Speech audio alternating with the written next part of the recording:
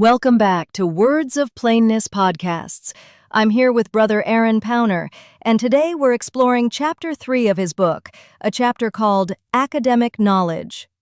Brother Aaron, this title might surprise some listeners. Why would a book about faith spend an entire chapter on academics? That's a good question, and it gets right to the heart of what we're trying to do here. Latter-day Saints believe in eternal progression, the idea that learning and growing is central to God's plan for us. So we place tremendous value on education. But here's what's important. We don't see academic knowledge and spiritual knowledge as enemies. We see them as companions in the same cause. Companions? That's an interesting word choice. It's intentional. Albert Einstein once said that science without religion is lame, and religion without science is blind. We agree with that completely.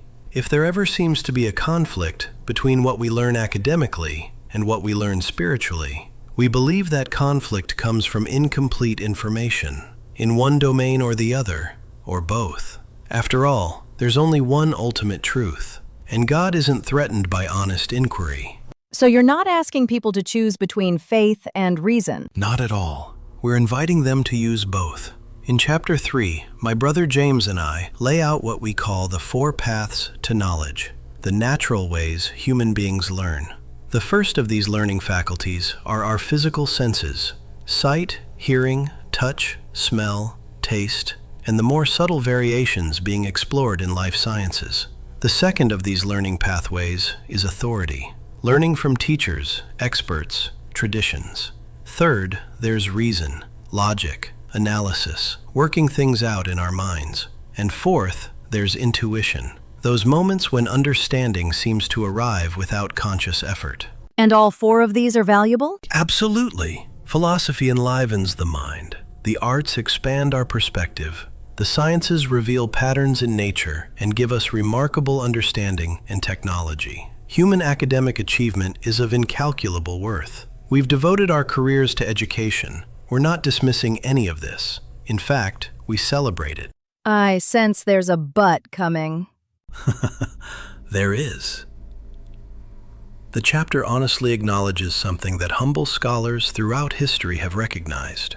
Academic knowledge has limits. Even our most rigorously tested ideas only reach the level of beyond reasonable doubt. We can never achieve absolute certainty through human faculties alone.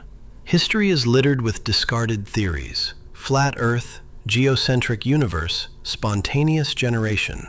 Brilliant people believed those things based on the best evidence available at the time. That's a humbling thought. It should be. We call it epistemic humility.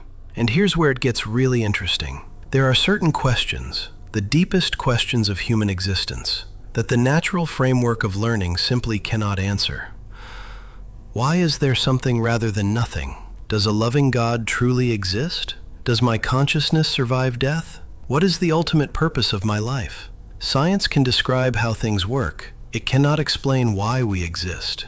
So the chapter brings readers to a kind of ceiling? Exactly. We call it the ceiling of the natural framework. And at that ceiling, every seeker faces a choice: accept the permanent limitation of ignorance on life's most vital questions, or consider whether there might be a 5th faculty for learning about truth, something beyond the 4 natural paths, a faculty that can take us further. I understand that's what the following chapter explores. So Chapter 3 and 4 work together as a set? 2 halves of a whole?